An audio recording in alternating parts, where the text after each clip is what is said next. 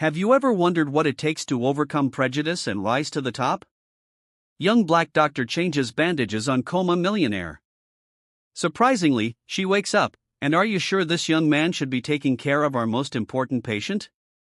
Dr. Catherine Wellington's sharp voice echoed through the fifth-floor hallway of Mount Sinai Hospital, loud enough for everyone to hear, including the young doctor heading toward room 312. Dr. Andre Santos stopped at the door, took a deep breath, and adjusted his stethoscope around his neck. At 27, he was used to these veiled, or not-so-veiled digs. 3 years of residency at New York's most prestigious hospital had taught him that his competence would always be questioned before he even opened his mouth. Dr. Wellington, Andre replied with a calm he had learned to cultivate. Victoria Blackwood has been under my care for 2 weeks. Her vital signs have improved significantly since I took over the case. The medical director crossed her arms, her icy blue eyes studying the young doctor as if he were an object out of place. The Blackwood family donated $4 million for the construction of the new pediatric wing. We can't afford to experiment. Andre knew exactly what she meant by experiment. Since arriving at Mount Sinai from a public university on a full scholarship, every case he had been assigned felt like a test, as if he had to prove every day that he deserved to be there. Victoria Blackwood, heir to one of the largest real estate fortunes in the country, had been in a coma for 4 months after a yachting accident. 25 years old, blonde, privileged, and surrounded by a family that treated doctors like domestic servants, especially doctors who didn't look like them. With all due respect, Dr. Wellington, Andre said, his voice remaining professional. My training in neurology at Johns Hopkins and my specialization in head trauma speak for themselves.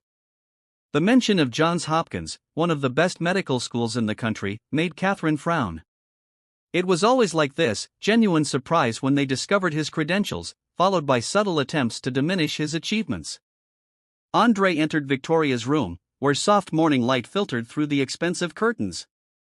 The young heiress had been motionless for 120 days, breathing with the aid of machines, surrounded by expensive flowers that arrived daily from high society friends. But there was something no one else had noticed. Subtle neurological signs that Andre had been meticulously documenting in private notes. Small eye movements, changes in breathing patterns, micro-reactions to stimuli. Her master's thesis on altered states of consciousness had given her knowledge that few doctors possessed. Are you ready for a shocking twist that will change everything? Good morning, Victoria, Andre murmured, beginning to change the dressing on the surgical incision. I know you're in there, and when you're ready to come back, I'll be here. What Andre couldn't know was that Victoria had actually been conscious for 3 weeks, trapped in her own body, listening to every conversation, every prejudiced comment about the black doctor who shouldn't be taking care of her. And for the first time in her privileged life, she was learning what it really meant to be judged for something beyond her choice. While Andre worked with surgical precision, checking reflexes and neurological signs that other doctors ignored, Victoria struggled internally to send any sign that she was awake. But her body seemed disconnected from her will, as if an invisible barrier prevented her from returning to the conscious world. Then something extraordinary happened. If you're enjoying this story of overcoming adversity and justice, don't forget to subscribe to the Black Voices channel to find out how a moment of awakening would forever change the lives of 2 people who never imagined they had anything in common, and how true medical competence would become the most powerful weapon against years of ingrained prejudice. What Andre didn't expect was that his suspicions about Victoria being more conscious than she appeared would be confirmed in a way that would change both their lives forever. While checking the young heiress's pupillary reflexes, he noticed something that made his heart race. A pattern of eye movement that suggested brain activity far above what other doctors had detected. Interesting, he muttered to himself, discreetly jotting down his observations in a personal notebook he always carried with him. Years of studying neurology at Johns Hopkins on a full scholarship earned after working 3 jobs to pay for college had taught him to recognize signs that less dedicated doctors often overlooked. That was when the door burst open, interrupting his examination. What the hell do you think you're doing?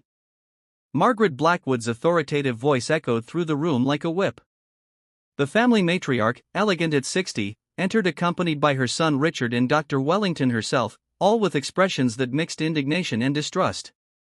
Andre straightened slowly, keeping his hands where everyone could see them. a habit he had developed after years of dealing with people who judged him by the color of his skin before even considering his qualifications. "I'm performing a routine neurological examination, Mrs. Blackwood," he replied with a professional calm he had perfected. "Victoria has been showing some promising signs that I would like to investigate further." Richard Blackwood, a man in his 40s accustomed to getting everything he wanted with money and influence, stepped forward. Signs that the other doctors with far more experience, have failed to detect. How convenient. The irony was almost comical. Andre had published 2 articles on altered states of consciousness in international medical journals during his residency, something few doctors achieved even at the end of their careers. But there in that hospital room, his credentials were worth less than the color of his skin. "With all due respect," Andre said, his voice remaining respectful, while his eyes showed a firmness that made Margaret recoil imperceptibly. "My specialization is exactly in cases like Victoria's. Johns Hopkins has the #1 program in the country in neurology, and my thesis on enough," Dr. Wellington cut in. "The family has the right to choose who cares for their daughter. And frankly, Dr. Santos, perhaps you should focus on patients more suited to your level of experience." The veiled insult hung in the air like toxic smoke. Andre knew exactly what she meant by suited. Poor patients, no premium insurance, cases no one else wanted. Those were the opportunities people like him deserved in their view. But what really broke Andre's heart was realizing that Victoria was listening to everything. Her monitors showed a slight change in heart rate, imperceptible to anyone who didn't know what to look for, but crystal clear to someone with his expertise. She was conscious, trapped in her own body, hearing every prejudiced word directed at the doctor who had been caring for her more devotedly than anyone else. "Very well," Andre said finally, putting away his stethoscope. "I'll talk to Dr. Harrison about transferring the case. But before that," he turned directly to Margaret. "I would like you to know that Victoria has been showing neurological patterns consistent with a gradual return of consciousness, signs that other doctors may not recognize immediately." Margaret frowned. "What are you implying?" "I'm not implying anything, Mrs. Blackwood. I'm saying that in my professional medical opinion, Victoria may be much more conscious than she appears. And if that's the case, she has been listening to every conversation that has taken place in this room." The silence that followed was deafening. Richard shifted uncomfortably while Margaret stared at her daughter with an expression that was a mixture of hope and something that looked like guilt. Is that possible?" Margaret asked, her voice losing some of its previous authority. Andre nodded gravely. "More common than you might think. Patients in prolonged comas sometimes regain consciousness gradually, hearing and processing information long before they are able to respond physically. That's why I always recommend that families talk to their patients as if they were awake." He didn't mention that he had spent 2 weeks talking to Victoria about medicine, classical music, and even the prejudices she faced daily at the hospital. Conversations that now made perfect sense if she really was conscious. Dr. Wellington cleared her throat, clearly uncomfortable with the direction of the conversation. "Well, that's just speculation. Dr. Harrison will be able to assess that properly when he takes over the case." "Dr. Harrison," Andre said with a smile that didn't reach his eyes, who interestingly has never published anything on neurology and whose last update on comas was 15 years ago, "but I'm sure he'll take good care of Victoria." It was a subtle but devastating criticism. Everyone there knew that Harrison was known more for his diplomacy with wealthy families than for his current medical competence. As the Blackwoods left the room in silence, Andre approached Victoria's bed one last time. "If you can hear me," he whispered too softly for the others to hear. "I want you to know that I will never give up on a patient because of prejudice or pressure. But more importantly, I want you to know that you are much stronger than they realize. And when you're ready to come back, I hope you remember that true strength doesn't come from money or status. It comes from how we treat people when they can't defend themselves." What Andre couldn't see was the single tear that rolled down Victoria's cheek. The first physical reaction she had been able to produce in months. For the first time in her privileged life, she was experiencing what it meant to be judged and defended based on her character, not her last name. And as Andre gathered his belongings, carefully documenting all his observations about the case before passing it on, something extraordinary was happening in Victoria's body. The combination of outrage at the unfair treatment she had witnessed and the determination inspired by Andre's words was creating a neurological storm that would begin to break down the barriers that held her captive. Every prejudiced word she had heard, every moment of dignity Andre had shown under pressure was forging in her a completely new understanding of justice, character, and the true value of people. And that new awareness was becoming the key that would finally free her from her silent prison. But not in the way anyone could have predicted. What the Blackwoods didn't know was that Andre Santos wasn't just another talented doctor fighting prejudice. He was a born strategist who had learned early on that in life, you don't win by shouting. You win by proving yourself. And the proof he was building would be devastating. 3 days after being removed from Victoria's case, Andre continued to work at the hospital as if nothing had happened. But in his spare time, something very different was going on. In his small apartment, transformed into a makeshift command center, he meticulously organized every piece of evidence he had collected about Victoria's true neurological state. "Are you sure about this?" asked Dr. James Wilson, a renowned neurologist and retired professor at Johns Hopkins, examining the data Andre had shared via video call. Wilson was more than a mentor. He was the man who had seen potential in a poor kid from the Bronx and helped him earn a full scholarship to the best medical university in the country. "Absolute," Andre replied, pointing to the graphs on the screen, the eye movement patterns, the variations in heart rate during specific conversations, the micropupillary reactions. Everything indicates that Victoria Blackwood has been conscious for at least 3 weeks, possibly longer. Wilson nodded gravely. "And you've documented all of this?" "Every detail, videos, photos of the monitors, timestamp notes. I even have records of how she reacted differently when specific people entered the room." Andre paused, his expression hardening, including her reactions to prejudiced conversations about me. What Andre didn't tell his mentor was that he had discovered something even more disturbing. While discreetly investigating Victoria's previous medical records, he had found alarming inconsistencies in the initial diagnosis. Dr. Harrison, the doctor who had taken his place, had ignored obvious neurological signs and kept Victoria on medication that could be artificially prolonging her unconscious state. Meanwhile, at the hospital, the situation was rapidly deteriorating for Victoria. Dr. Harrison, true to his reputation for incompetence masquerading as diplomacy, had implemented a completely inappropriate treatment protocol. Worse, Margaret Blackwood had begun pushing for more definitive procedures to speed her daughter's recovery, procedures that could cause permanent neurological damage. "Dr. Harrison," Margaret said during one of her daily visits, "our patience is wearing thin.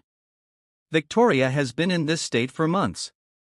Perhaps it's time to consider more aggressive options." Richard, ever the dutiful son, nodded vigorously. "We have access to the best specialists in the world. Perhaps experimental surgery." Harrison, more concerned with keeping the family happy than with the patient's well-being, began to seriously consider these dangerous options. "Well, there are some new procedures that could stimulate brain activity." What none of them realized was that Victoria, still trapped in her own body, but increasingly conscious, was hearing every word of this terrifying conversation. For the first time, she began to truly understand the contrast between the genuine care Andre had shown her and the dangerous neglect she was receiving. Now, it was then that Andre decided it was time to act. Using his contacts at the university and the discreet influence of Dr. Wilson, he began to prepare something the Blackwoods would never see coming. It wouldn't just be a medical exposé. It would be a complete and public demolition of the entire structure of prejudice and incompetence that dominated that hospital. "James," Andre said during one of his nightly conversations with Wilson, "I need you to contact Dr. Patricia Reeves at the State Medical Board and also the producers of that investigative television program on medical malpractice." Wilson raised his eyebrows. "Are you sure you want to go that far? The Blackwoods are very powerful. They could destroy your career." Andre smiled. Not the gentle smile he wore for his patients, but something more dangerous. "Professor, they may try to destroy my career, but I'm going to destroy something much more important to them. Their reputation. And when I'm done, they'll beg me to take Victoria back." What Andre had discovered in his investigations was even more damning than medical incompetence. Financial documents showed that the Blackwood family had pressured the hospital to keep Victoria in a prolonged coma to delay legal issues related to her inheritance. Margaret was using her daughter's condition to maintain control of the family business. But the centerpiece of his plan wasn't just to expose the corruption. It was something much more powerful. Andre had found a way to communicate with Victoria using advanced neurological techniques he had learned at Johns Hopkins. Small codes through hand pressure, specific light patterns, methods other doctors didn't even know existed, and Victoria was responding. During his nighttime visits, when he was able to slip into the hospital unnoticed with the help of sympathetic colleagues, Andre had established basic but functional communication with the young heiress. She was not only conscious, but desperate to expose what her own family was doing to her. "Victoria," Andre whispered during one of these secret visits. "If you can hear me, I need you to know that I'm putting something together. Your family will try dangerous procedures, but I promise I won't let that happen." Her response, two almost imperceptible squeezes of his hand, confirmed what he already knew. Victoria Blackwood, the spoiled heiress everyone thought they knew, was ready to fight alongside the doctor her family had rejected out of prejudice. The plan was almost ready. In 72 hours, during the Blackwood family's next medical meeting with Dr. Harrison, Andre would execute the most devastating exposé that hospital had ever witnessed. And this time, he wouldn't be alone. He would have Victoria's own voice to corroborate every word.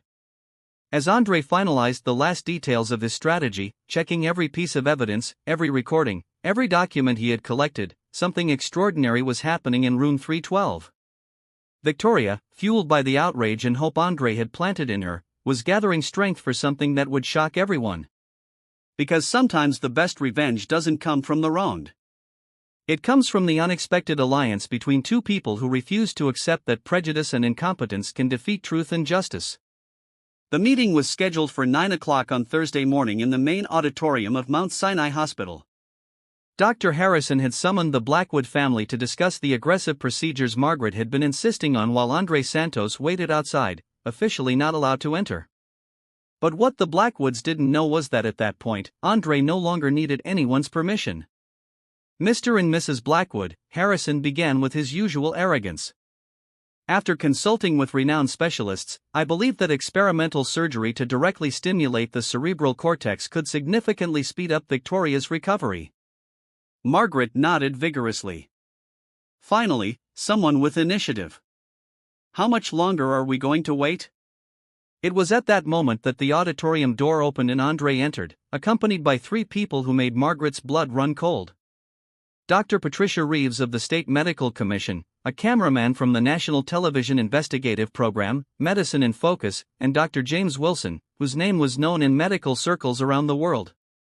"Excuse the interruption," Andre said with a calmness that contrasted sharply with the growing panic in Harrison's eyes. "But I believe you are about to make a mistake that could cost Victoria Blackwood her life." "What the hell do you think you're doing?" exploded Richard, rising from his chair. "You've been removed from this case." "Security." "Actually," interjected Dr. Reeves, flashing her official identification. "Dr. Santos contacted us with evidence of serious medical negligence and possible malpractice. I have legal authority to investigate this case immediately."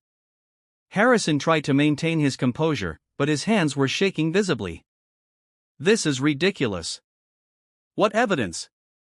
Andre smiled, not the gentle smile he wore with patience, but something much more dangerous. "I'll start with the recordings." What followed was a systematic and brutal demolition of everything the Blackwoods thought they controlled. Andre had secretly recorded conversations in which Harrison admitted he hadn't studied neurology in years. Financial documents showed suspicious payments from the family to the hospital. Even more devastating, medical records proved that Victoria had been showing signs of consciousness for weeks. Signs that Harrison had completely ignored. "Impossible," Margaret stammered. But her voice no longer had the authority it once had. "Victoria has been in a coma for months." "She was," Andre corrected. "And during that time, she heard every prejudiced conversation about me, every discussion about keeping her unconscious for inheritance purposes, every dangerous plan you made to speed up unnecessary procedures." The final bombshell came when Andre turned on a tablet, showing everyone the live feed from room 312.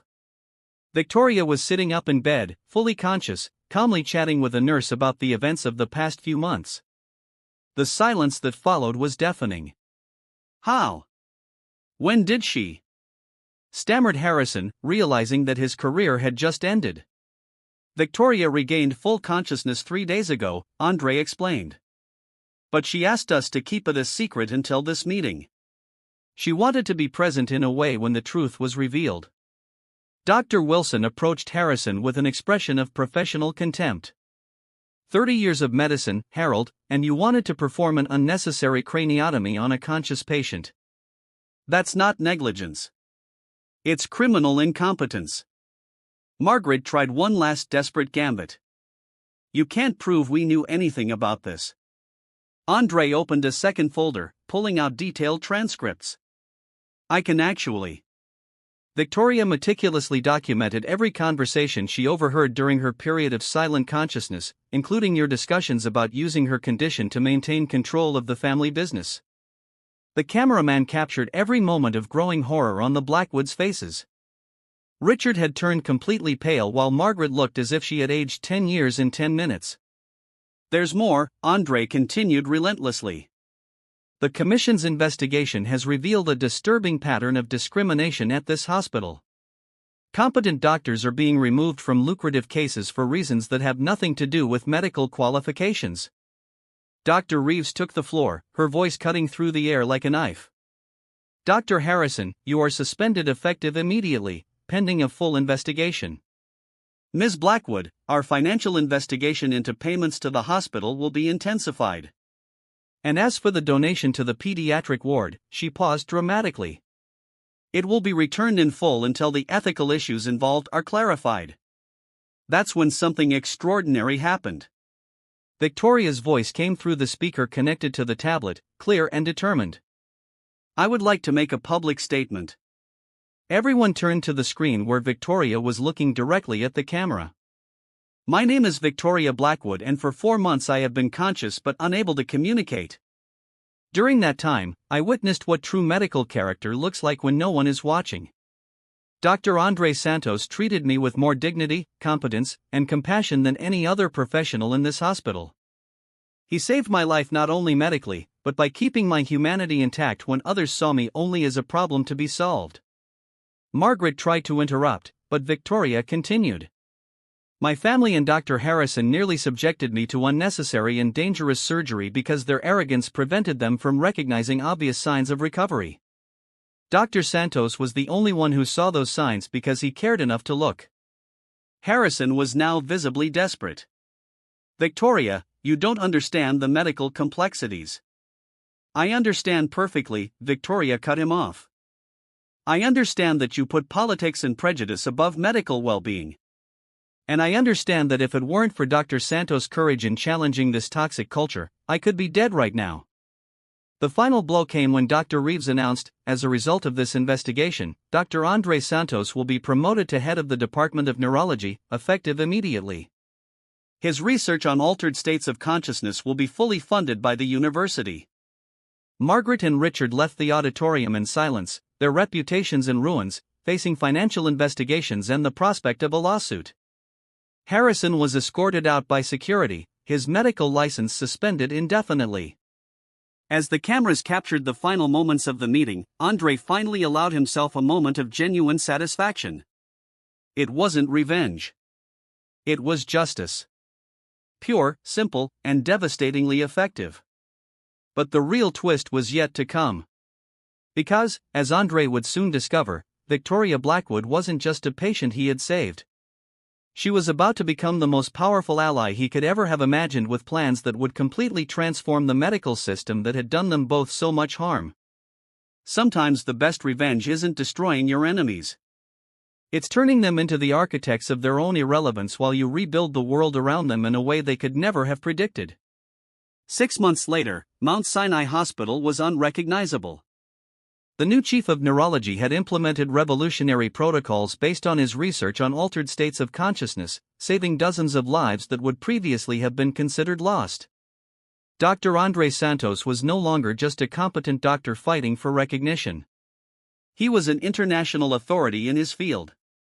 Dr. Santos, said the young resident during morning rounds, we have 5 new coma cases that other hospitals have transferred here. They all want the Santos protocol. Andre smiled, watching his diverse team of talented doctors from all backgrounds, selected solely for their competence. The department that had once been dominated by nepotism and prejudice was now the most respected on the East Coast. Victoria had become more than a patient he had saved.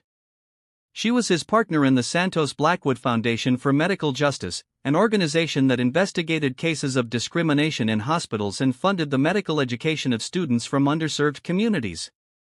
Her first legal victory had resulted in an $8 million settlement for a Hispanic doctor who had been wrongfully fired. Money that came directly out of the profits of the hospital that had allowed the discrimination to happen. Andre, Victoria said, walking into his new office overlooking Central Park. We just got the confirmation. Harvard wants you to head up their new neurological research center. $50 million in funding. The irony was delicious. The same medical elite that had questioned his qualifications was now disputing his expertise as if it were the holy grail of modern neurology. Meanwhile, Dr. Harrison had permanently lost his medical license after the investigation revealed other cases of negligence that had been covered up over the years. His desperate attempt to get a job at a rural clinic in the country was rejected when his name appeared associated with the scandal on Google. At 55, he was working as a medical equipment salesman, a position that required him to visit hospitals where he had once been treated like royalty, now ignored by doctors who knew his history. Margaret Blackwood faced an even more brutal reality. The financial investigation had revealed years of tax evasion and bribery, resulting in fines that consumed 40% of the family fortune. Richard had moved abroad, fleeing legal proceedings, while Margaret lived in seclusion in her mansion, avoiding social events where she had once shone.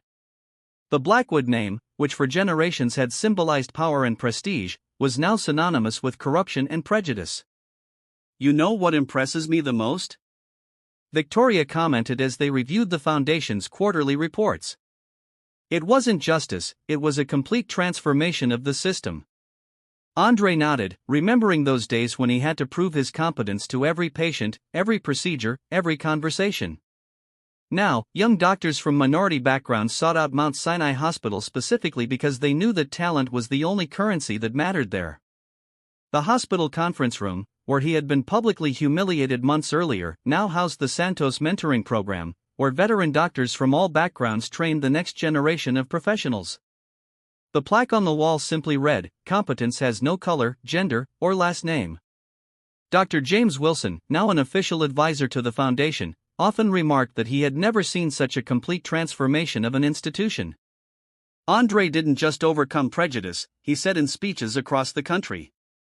He proved that the best revenge is to build something greater than your oppressors could ever destroy.